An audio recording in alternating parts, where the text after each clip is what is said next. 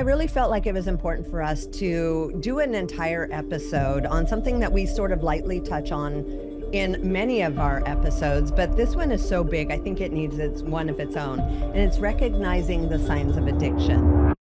For us, it's kind of commonplace. This is the world we live in, and so we know what signs there are. For a lot of people, they're not sure when casual use becomes more of an addiction as opposed to something that somebody's just dabbling around in. You can tell when people are lying. People are late a lot. All of a sudden, we're missing appointments, or we're absent, or when we are there, we got to leave early. Weight gain with alcohol, weight loss. Somebody that just seems like they're sick all the time. They have flu-like symptoms. They just constantly seem under the weather, being very defensive, inability to manage even small stressors in life, deep feelings of shame or hopelessness, this deep, deep depression. Are you living for the weekends? It used to be recreational. Now it's become like, I need this in my life to just feel normal or calm my nerves or feel okay about things. I always tell people you should do inpatient first. We see people come in and they're hoping to get restored to the person that they were prior to using. What we often hear is not only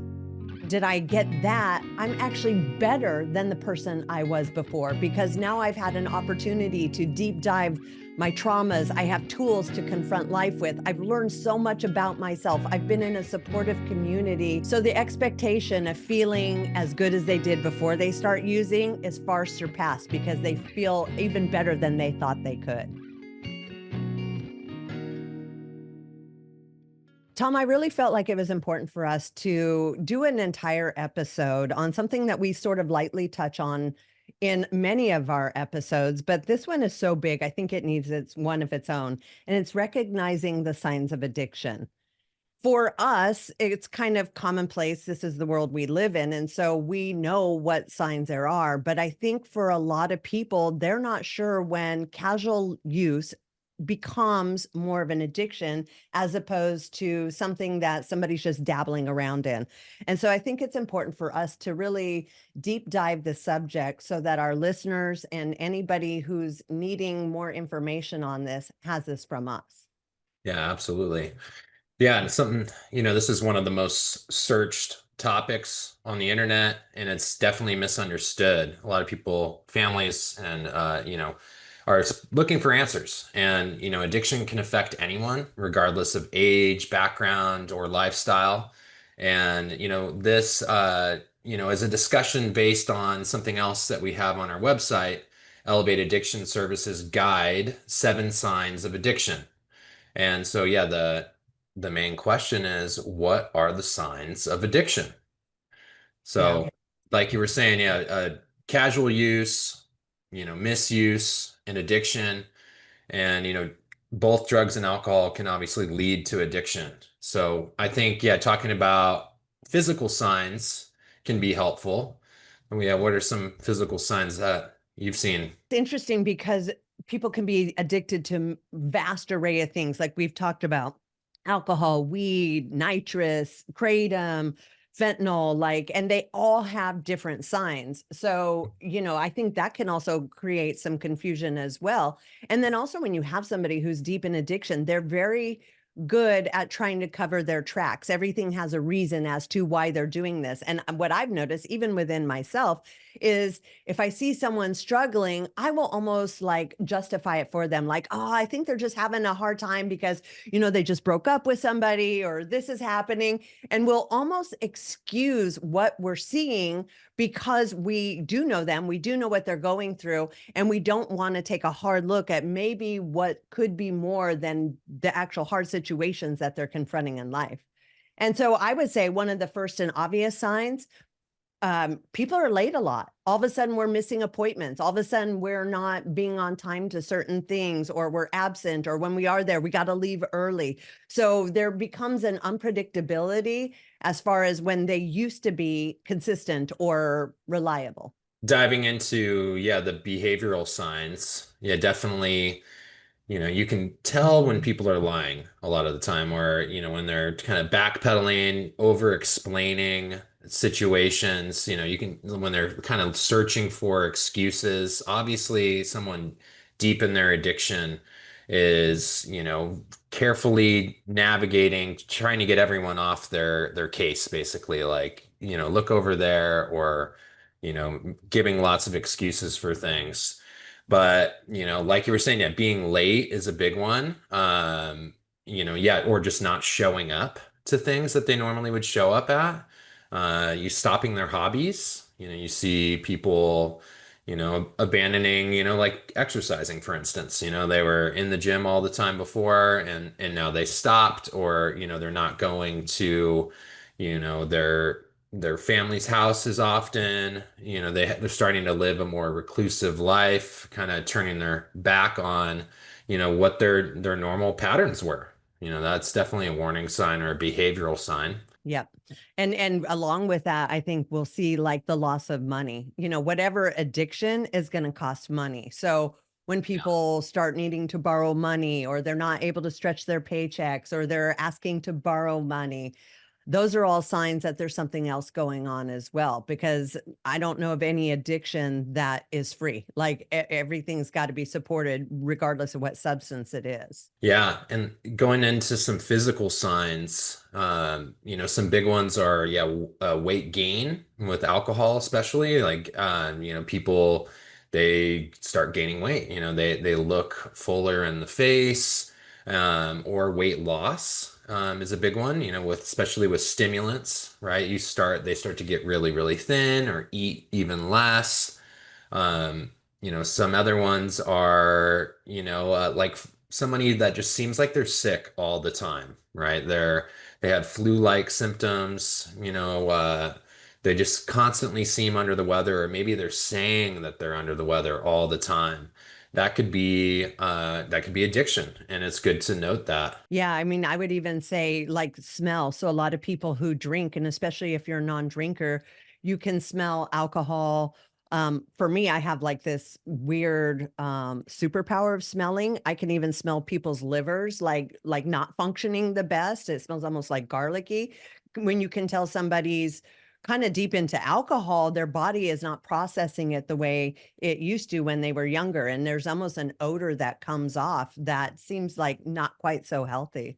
Yeah, definitely. Another thing I want to mention, Tom, you mentioned about the physical signs is when you're talking about bloated, this is something I see all the time for people coming into the program. There's almost like a puffy inflammation. We see it from alcohol. We also see it from medications and pills when people are taking those.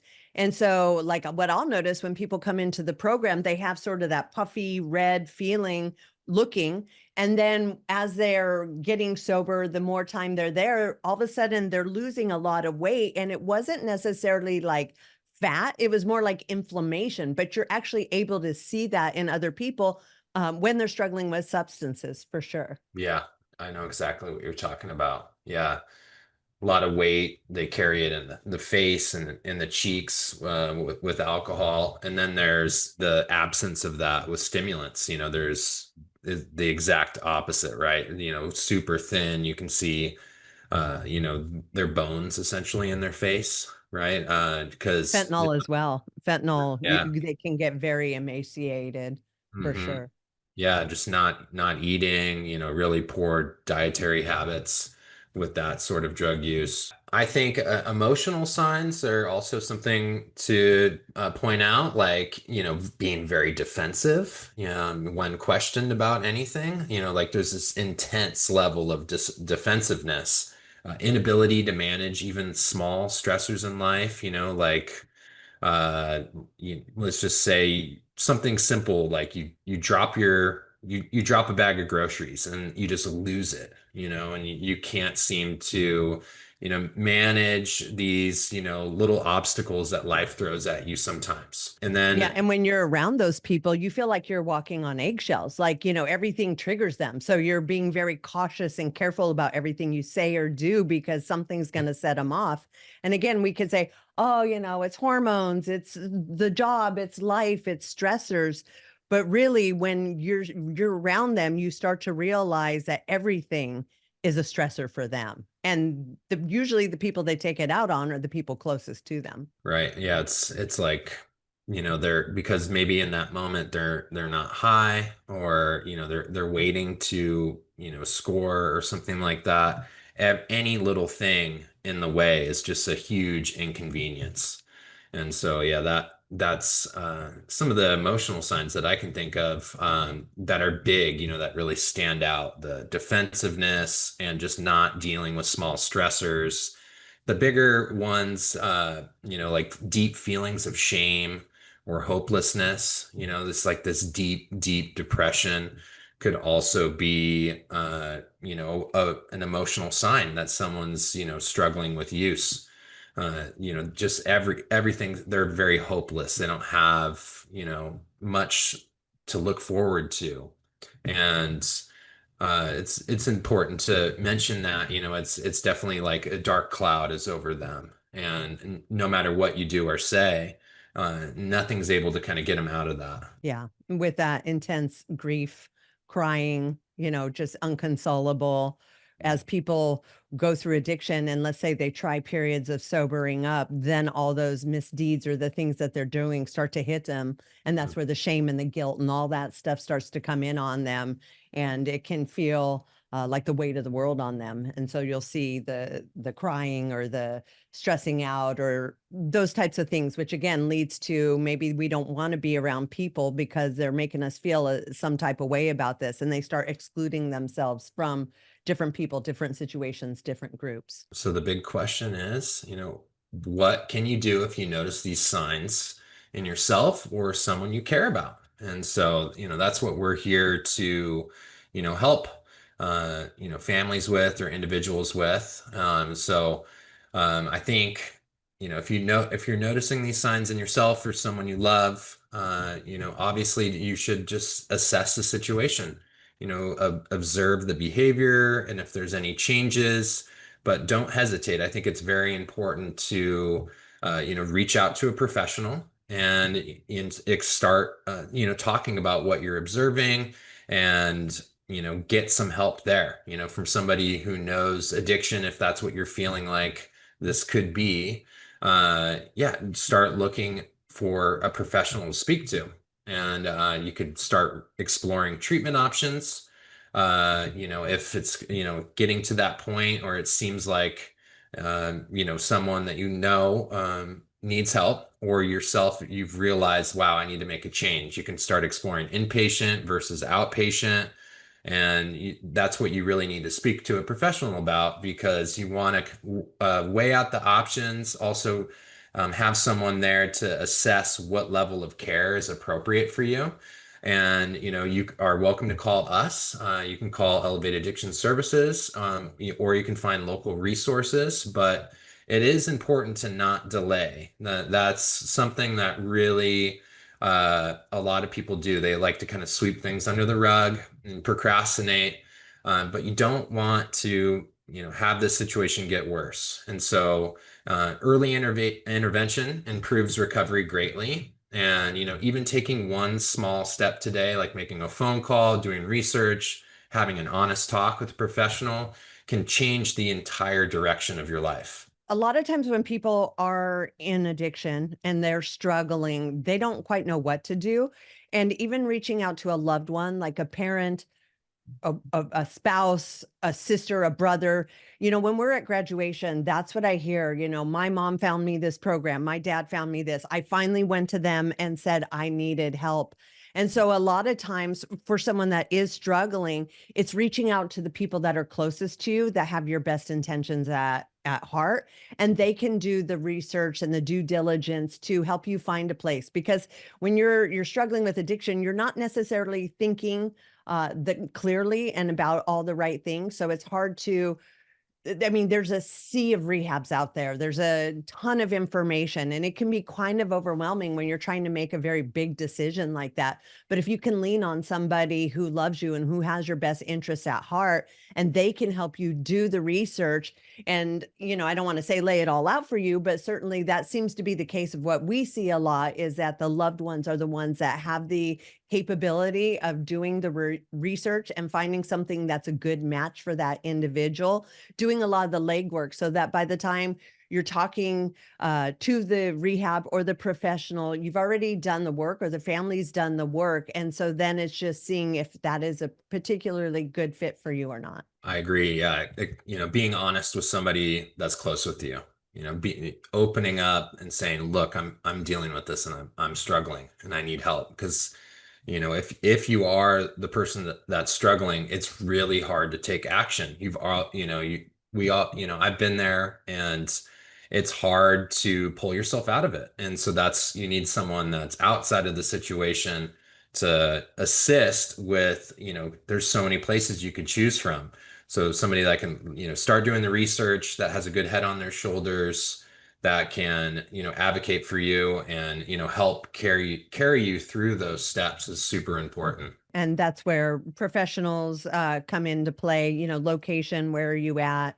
And then the discussions of inpatient, outpatient. Are they able to do this on their own with light assistance with outpatient? For me, I always tell people you should do inpatient first, sort of get removed from the environment, get removed from all the stressors and re-stimulators and all the things that are around them, that to try to get sober in that environment without detox or in the rehab bubble, as we call it, can be very difficult for someone. Yeah, inpatient, definitely moderate to severe addiction, a high risk of relapse, maybe an unsafe environment at home, meaning like you could be living alone. That, I would consider that to be kind of an unsafe, recovery environment. You don't have a lot of support. You don't have someone, there helping you be accountable. Because, the truth of the matter is a lot of people try to stop on their own Yeah. and they can't, right? So that's when residential treatment is really important. So an inpatient setting. And then outpatient, I would say, is more of like a mild addiction, which I kind of hate to say, but because I do feel like all addiction is serious. But maybe the individual has like a really strong support system, that they're doing well in school still if they're in school, their work situation hasn't been affected by this situation, or maybe they're not a daily user, they have kind of a different pattern with their use, maybe it's like a weekly thing that they can't seem to get out of that habit. Maybe outpatient would be more appropriate for that setting. But I would say any daily user or multiple times a week would benefit greatly from an inpatient setting, because it's very, very hard to, stop using on your own. And yeah, take yourself out of that environment completely and, put yourself around professionals, have this focused period where you can take a look at yourself, really look at what's bothering you, talk about it, and, take a time out on life if you can, right? And just explore yourself, bring your awareness way up. And that's what we do at Elevate. So I think it's, that's where a professional comes in that can help assess that situation. It's a lot of people don't want to come to inpatient because it's a big step, but it's often the most appropriate and by far the most effective step. I would add, I think we've heard different considerations. Sometimes people are like, well, will they tell my employers? Will they tell this? It's like, no, this is your health is protected. That's why it was created. We call it HIPAA. It was created to protect the individual and whatever they're dealing with in a private manner that is not shared with anybody outside of who the individual is okay with telling. So a lot of those things used to be a big barrier for people wanting to get help because they didn't want everybody to know. And the reality is the only people will know are the ones that you are okay knowing. I think we should talk a little bit about, just how addiction impacts life in general, and just the ripple effect of addiction and how it affects physical health. We've touched on that a little bit. Um, but, we definitely have seen things like, with alcohol, it's liver related issues is a big thing, a weight gain, which puts you at risk for a lot of other health issues. Chronic headaches is a big one. Dental deterioration, especially with some of the harder drugs. Yeah, losing your teeth. What are some other things that come to mind for you, Angie? Skin lesions. We'll see Yeah. like different things from different kinds of drugs. I'll see skin lesions, staph infections. Um, there's a lot of delayed like seizures. We've been seeing that a lot, even with younger people with the copious amounts of alcohol that they're using. So Mm. seizures can happen. So Yeah. one thing I've noticed and we've been seeing more of is neuropathy created by nitrous, and they don't have feelings on their extremities. And it's not like they quit using it and it instantly comes back. Sometimes there is a long period of time before it comes back, if it ever does come back. We talked about it in a previous episode. There's like a big depletion in B12 in the body when it comes to that drug in particular. But I think a good thing to talk about is different substance types and the symptoms that come with the different substances. So a couple different symptoms may vary depending on the substance category. And so depressants. So that is alcohol and benzos like Xanax, Valium, Klonopin, things like that. So some of the things that come along with that particular class of drugs, depressants, is slurred speech, coordination loss, confusion, and blackouts. Those are often seen with alcohol and benzos. With that, when they don't have that, there's physical illness, like sickness. If they're not continuing to sort of feed that addiction, you'll see the sickness come in from those when they don't have it. Yeah, definitely. And that really comes with that short fuse too. That like we were talking about earlier, like the smallest little thing bothers them. Yeah, the littlest thing in their day that goes wrong turns into this big, big blow up. So you see that with alcohol for sure. And then opiates, so like heroin and painkillers, fentanyl. A common sign that someone's using that not a lot of people know about is the pinpoint pupils. That's a telltale sign that someone's using. So their pupils are super, super small for the lighting environment. So that's a big one. And then drowsiness, you can almost see someone like almost like they're falling asleep, like in the middle of the day or something. Other things could be, slow breathing, which was kind of hard to tell, or a lot of nausea, though. If someone is struggling with this, and maybe when they're not using, or there's a short period when they don't have it, they could be saying they're nauseous or they can't eat. It is a big sign. Anything that you've noticed with opiates you want to add, Angie? I think you nailed it, Tom. I think those are the main ones that we see. Stimulants, so cocaine, meth, and Adderall, which, a lot of people are prescribed Adderall, but you can abuse it. And so that comes with a hyperactivity, like really, really rapid speech, insomnia. So, someone's staying up all night long or having super, super late nights, sleeping very, very little, or sleeping during the day. And they get in this habit of staying up for long periods of time and then sleeping through their day. Weight loss, which we've talked about, and paranoia is a big one. So maybe thinking people are out to get you, or situations are not what they seem. Very like questioning, in almost like a manic state could be considered a stimulant kind of symptom that someone's using. And then comes along with also extreme mood swings. I would also say loss of appetite. That's a good sign that someone's on some type of stimulants, because they don't need food. They don't feel like they want to have food. And so loss of appetite is a big one there. Everyone else is eating and they're like, no, I'm okay. And like, Yeah. no, I'm not hungry. And they look really, really thin, or they're acting really, really hyper. Yeah. That could be a sign.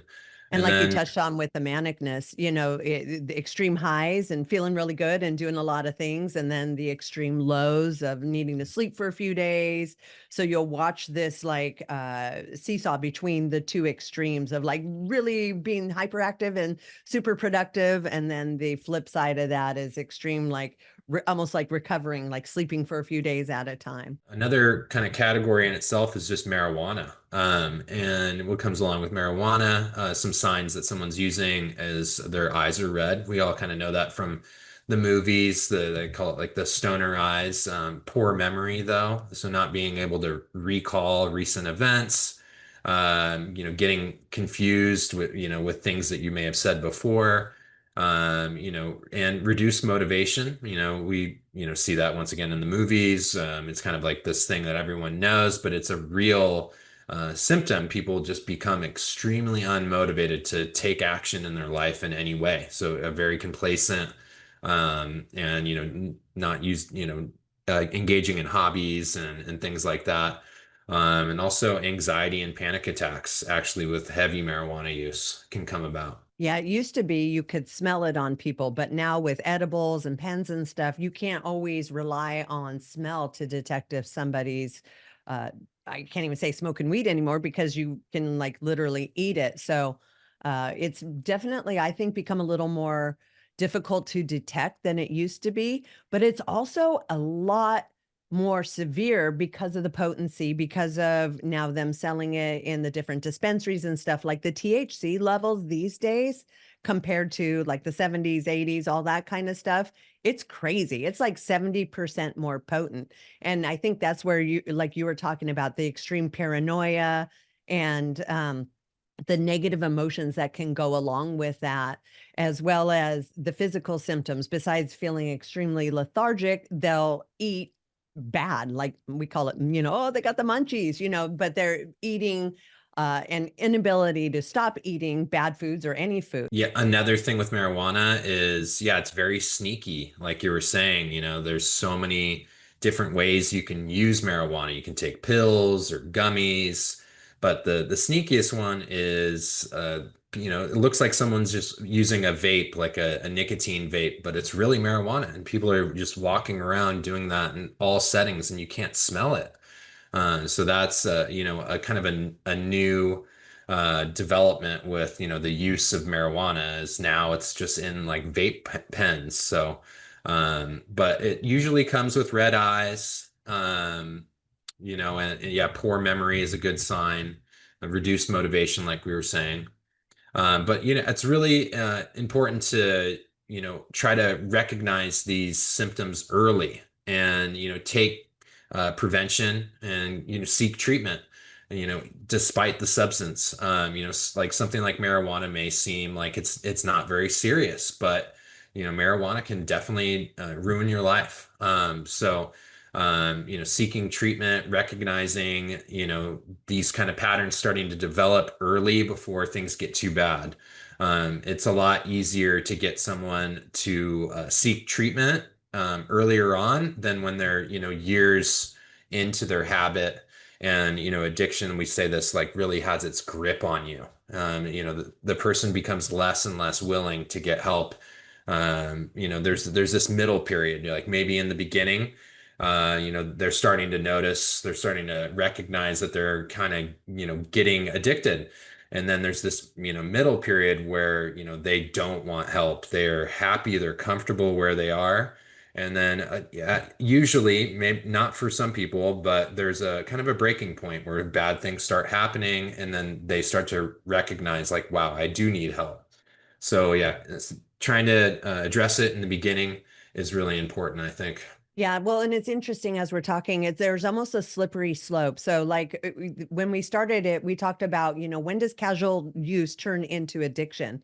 And Yeah. so like when I think about that, and mostly I think about alcohol, used to be like, say, when you were first drinking, it's like, oh, on the weekends. And then it was like, oh, the weekends and these particular celebrations. Oh, it was a tough day at work. oh, it was this. But the tricky thing about alcohol is whether it's a celebration or a hard day, there's always a reason that that becomes part of it. And it gets even trickier because most social activities with normal people include alcohol. So I think Mhm. if you're an individual and you're like, I don't know if this is really a problem for me, you know, are you living for the weekends? Are you finding excuses throughout the week where a glass of wine or a beer might not be such a bad idea? Are you finding yourself in situations where it used to be recreational, now it's become like, I need this in my life to just feel normal or calm my nerves or feel okay about things? Yeah, that's a good point. I'm glad you brought that up. In closing, I think one of the main takeaways is recognizing the signs is essentially taking the first steps towards change. And so I just want to encourage our listeners to take a look at our website, elevaterehab.org. Take a look at our facilities and what we offer. And we also have more information on there about 7 signs of addiction. And if you need help, you can obviously go to our program, but if you're looking for other options, you can visit SAMHSA, which is SAMHSA helpline. And Angie, do you have a short message you want to share? You know, it's interesting. We see people come in and they're hoping to get restored to the person that they were prior to using. For a lot of people, that was a young teenager, a young adult. For some people, it's older than that. But what we often hear is not only did I get that, I'm actually better than the person I was before because now I've had an opportunity to deep dive my traumas. I have tools to confront life with. I've learned so much about myself. I've been in a supportive community that doesn't view me in a way that society can view addicts. So the expectation of feeling as good as they did before they start using is far surpassed because they feel even better than they thought they could. Nice. That's beautiful. Absolutely. And we've seen it, and that's what we love to do. That's what we're looking for. So I just want to thank anyone who's been listening, and I'll see you on the next show.